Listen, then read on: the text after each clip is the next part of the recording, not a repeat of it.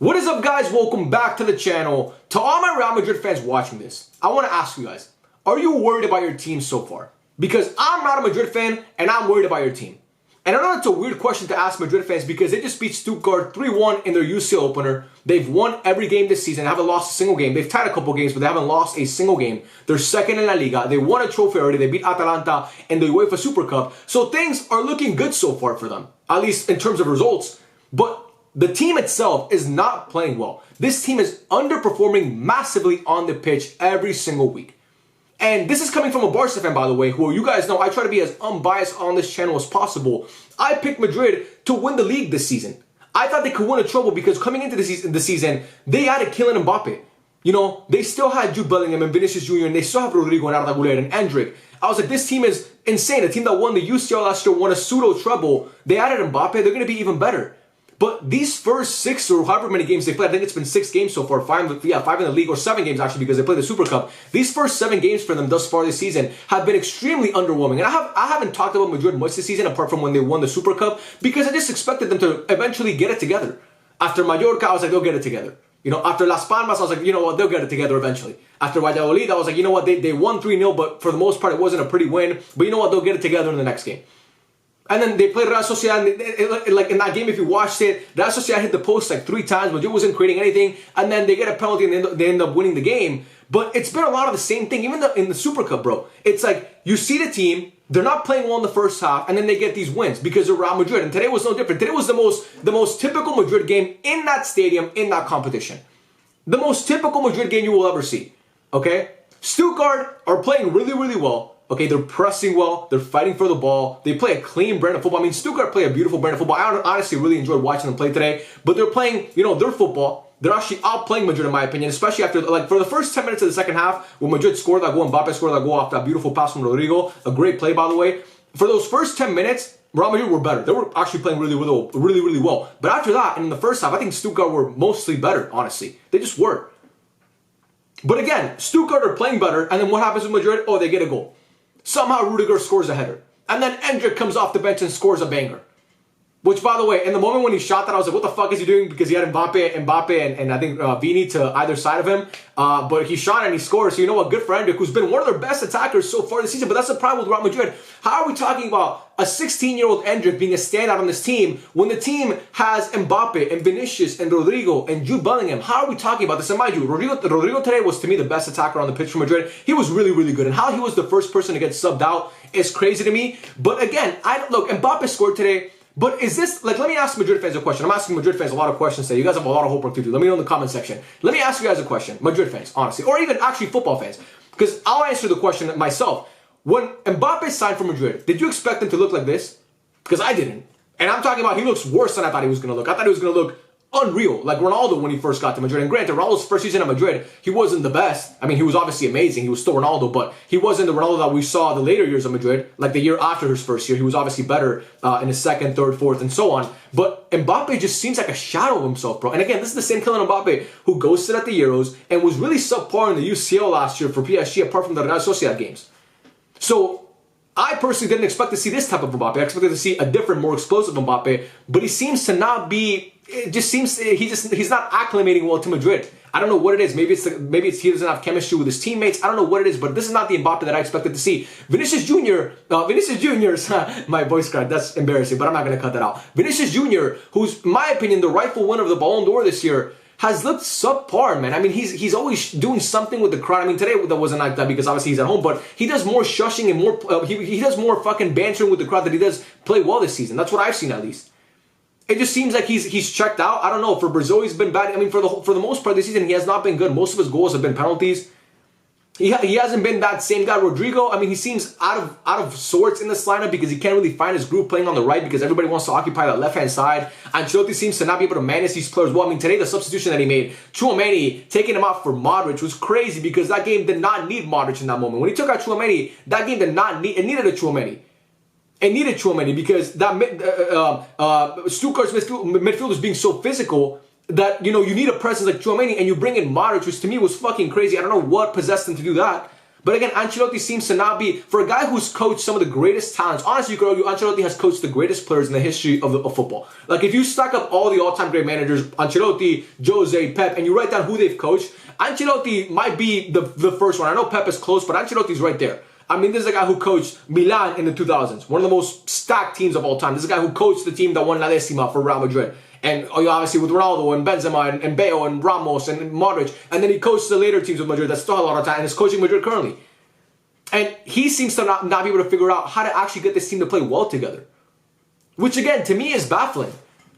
And I don't know if it's a case of egos, because I don't think it's that, because you see Mbappé and Vini, they're sharing the penalties together. They seem to be getting along well. It's just on the pitch. It looks a lot like, honestly, and people are going to think I'm crazy, it looks a lot like Barca last year under Xavi.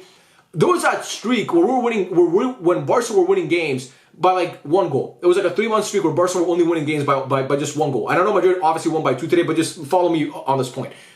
And again, Barca were winning, but everybody, and if you guys are Madrid fans, you watched my channel back then, you know I would say, I'm not happy.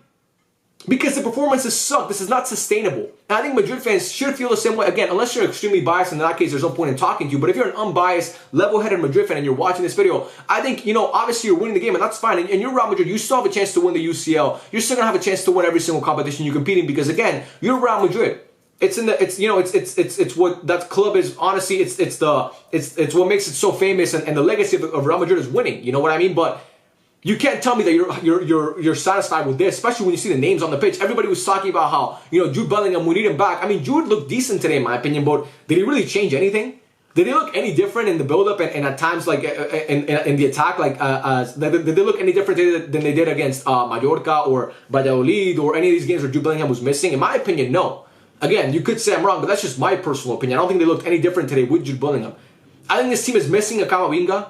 Because that midfield, I mean, they're just missing, honestly, I know it's a broken record at this point, everybody's saying it, but they're really missing Toni Kroos. The poise, the presence, the leadership that guy provided, and his ability to play deep and actually be a deep-lying playmaker and actually get his, just progress forward and pick up the ball deep and just move it forward and find his teammates, find the outlets. I mean, that's really something that many players don't, like, they don't have the quality of Toni Kroos. And Luka Modric is an all-time great player. He's not as good as Toni Kroos was last year. Toni Kroos last year was still one of the best players in the world. He could have honestly won the Ballon d'Or if Germany won the Euros. That's how good fucking Toni Kroos was. Luka Modric is a really, really good player. He had the assist today to Rudiger, so obviously he still shows flashes of quality, but he's not Toni Kroos what Toni Kroos was last year. So again, for me, I just want to come out here, not so much talking about the game today, because again, today they won. It was a 3-1 win, but these games all seem very similar to me. It's almost like I'm watching the same game on repeat. It's like I'm watching Real Madrid, struggle for the first half, struggle for the first 70 minutes. A team is actually playing better, outplaying them like Real Sociedad did. In my opinion, Real Sociedad thoroughly outplayed them for like up until that goal. And even after the goal, Sociedad were just better. They could have scored so many goals in that game. And you miss your chances, and they come back and win. And again, that's a skill, bro. It's really not luck at this point. If it happens so much, it's a skill. If it's happening over and over and over and over again, it's a skill at this point. The fact that this team finds a way to not perform well, but still win these games is a skill.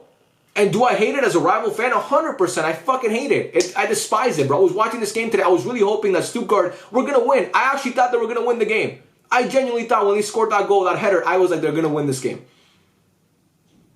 But then they miss a chance and they miss another chance, and Real Madrid start kind of, they're getting, like, they're obviously absorbing a lot of pressure, but they're not conceding. And when you see that, you're fucked. You are fucked. And Modric, just like he did in the UCL final in 2014, assists a center back for a header to put the team. Well, in that case, it was a tie game. In this case, to put them ahead. In another game where they got outplayed and they still won.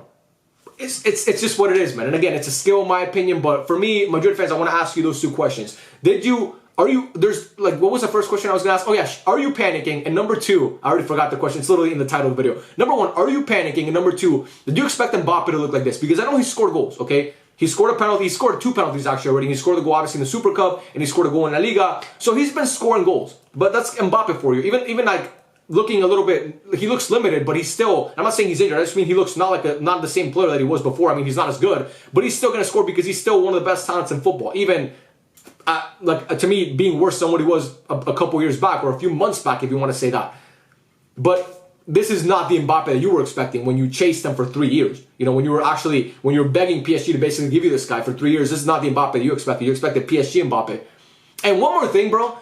Mbappe does no work off the ball, and these wingers, man, a lot of times, especially Vini and Mbappe, it's kind of like watching Neymar, Messi, and Mbappe at PSG.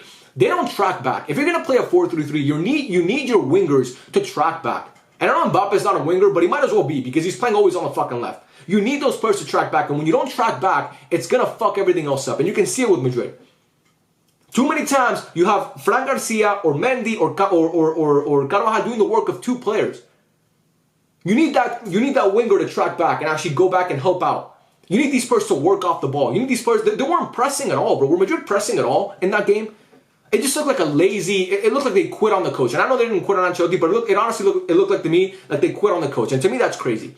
So again, for me, a guy who saw this team win a pseudo treble last year and outplay my team and beat us 3 times last year and honestly have one of the best seasons that we've seen in recent times in European football because they lost one league game last year and won the UCL, like I said, and dominated their way to the Super Cup.